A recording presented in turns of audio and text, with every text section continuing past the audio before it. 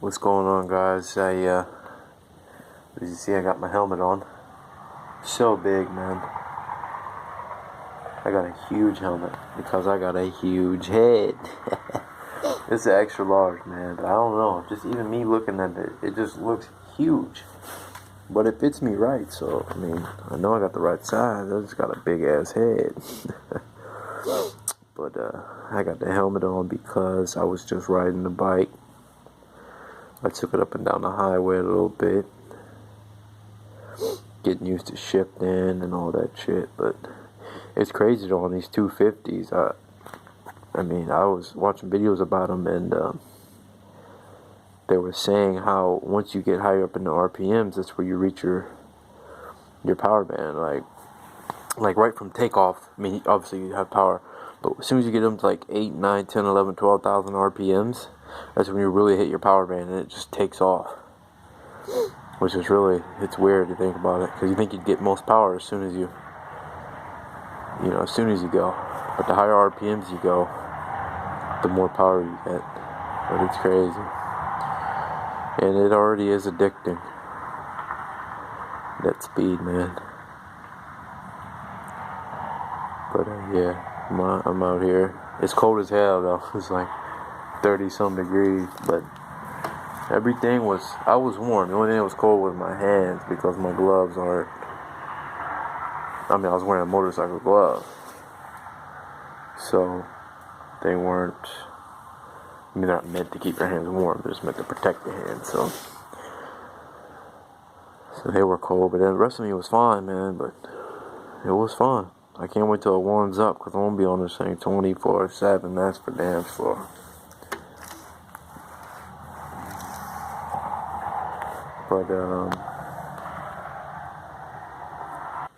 But yeah, we out here, just wishing it was warmer so I could ride more, but my hands are getting cold, so I had to stop. But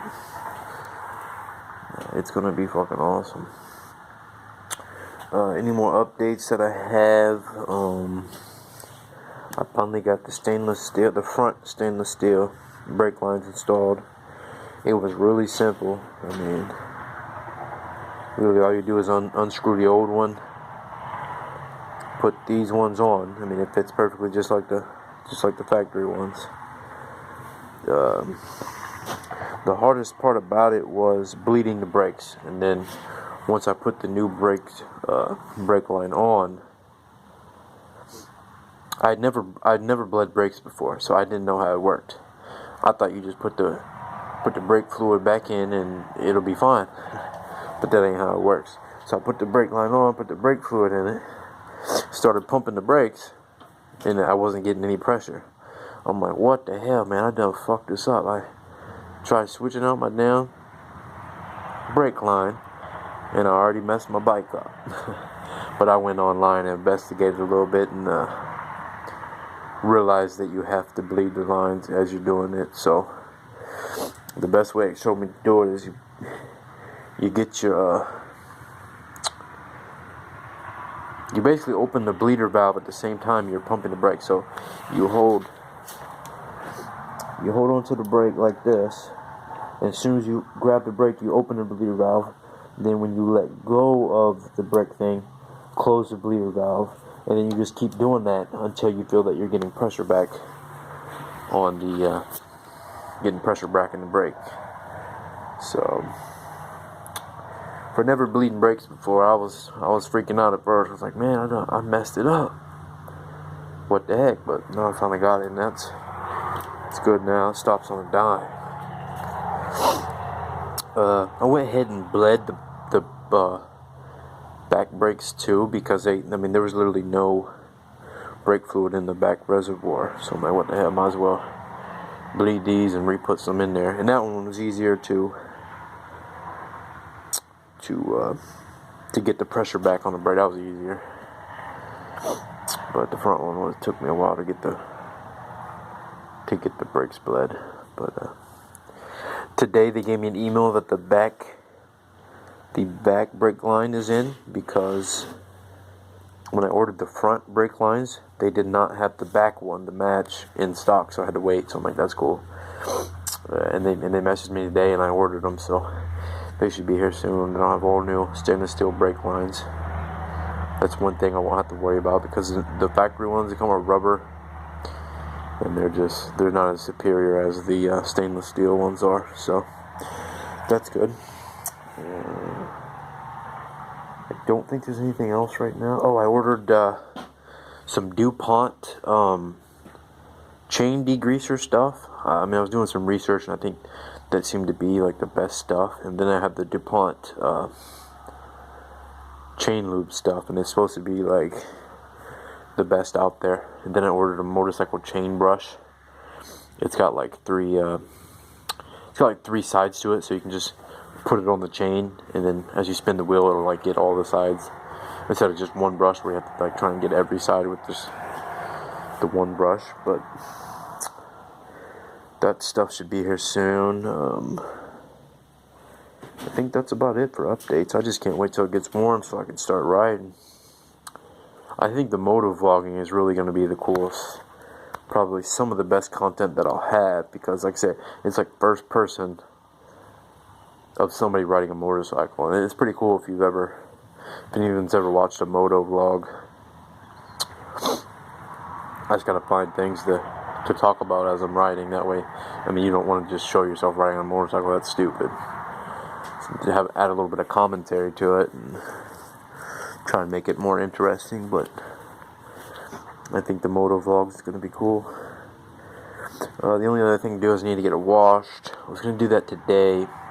It was a little too cold. I didn't feel like going all the way into town, so I'm just going to wait till the next warm day, and then I'll ride it into town and get it washed. But I think that's about it. Other than the back brake lines, the back stainless steel brake lines, I ordered those today, so they should be here anytime. She's good to go. There's a couple other things I want to do. Like I said, I want to get a rear view camera setup, which I know sounds weird, but a lot of people do it, and it's really good for like highway use and stuff. That way you know what's going on behind you, because the mirrors on a motorcycle, you cannot see shit through them, especially while you're driving, because to see it, you gotta like lift up your armpit, and it's a pain in the ass. So just get a regular reverse camera for a car. And instead of plugging it into the reverse light, well, the motorcycle doesn't have reverse light, but generally you hook up the reverse light, and when the reverse lights get power, it turns on. That's how it works. But you can just power it up to anything that stays on all the time, and then as soon as you turn the bike on, it'll turn on. But it's pretty cool, and it just mounts up. The camera just mounts up in the back by your on your license plate, and you can put the monitor somewhere in here, up in there. It flips down and you can see what you're doing. And it's mostly good for like highway use. Like I said, like in town it's not a big deal because you're not going that fast, and you're mostly going to be stopping at lights and stuff. But for highway use, it's pretty cool. Well, then I seen this thing about it is cruise control for a motorcycle. It's a thing that locks onto your throttle. You push it down, it rests against the brake, it rests against the brake lever here, and basically just keeps your throttle at a certain speed.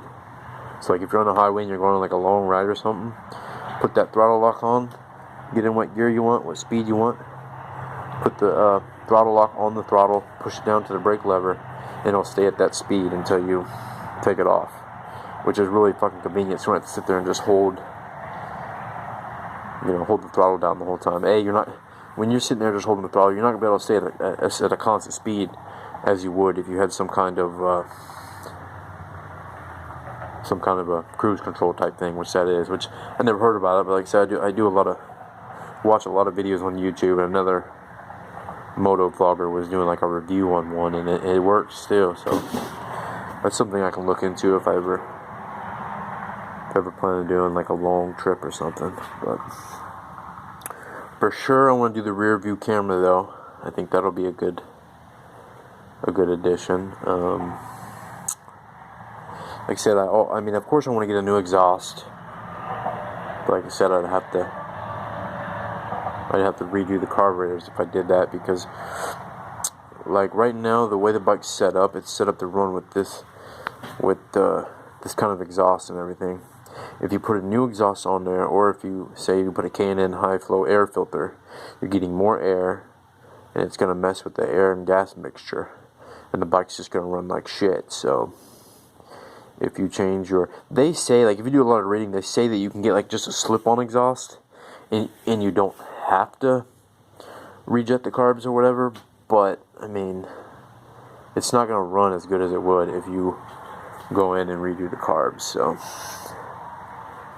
I'm not gonna do that until I find out how much it costs if I pay someone to redo the carburetors.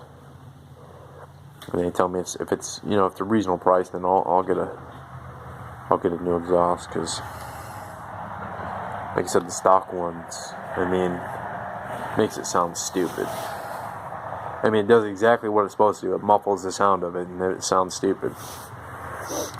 But put a regular just slip-on exhaust on there, and it sounds pretty cool. So I guess that's what I'm gonna do. But like I said, I gotta call and see how much somebody would charge to redo my carburetors if I do that. So, but I guess that's about it. Oh yeah, and this is my new helmet. I have a video on that too that I'll be putting out that shows it in detail and everything. But I'm pretty happy for it. Like I said, I paid $50 for this thing, and for $50, it's a pretty good helmet. Obviously, like I said in the other video, I don't know how well it performs, because I haven't gotten an accident. I don't plan on getting an accident. So, but as far as looks, design, it's really cool. Like I said, it's a dual visors, sunshade. You just push a button and it retracts. That's probably the coolest feature right there. But I'm gonna get off here, so I'm not just rambling like I am. But I did take it for a ride today, and everything's good. She runs good, shifts good, so be having years of fun with this thing. So once again, thanks for watching, and stay tuned for more content.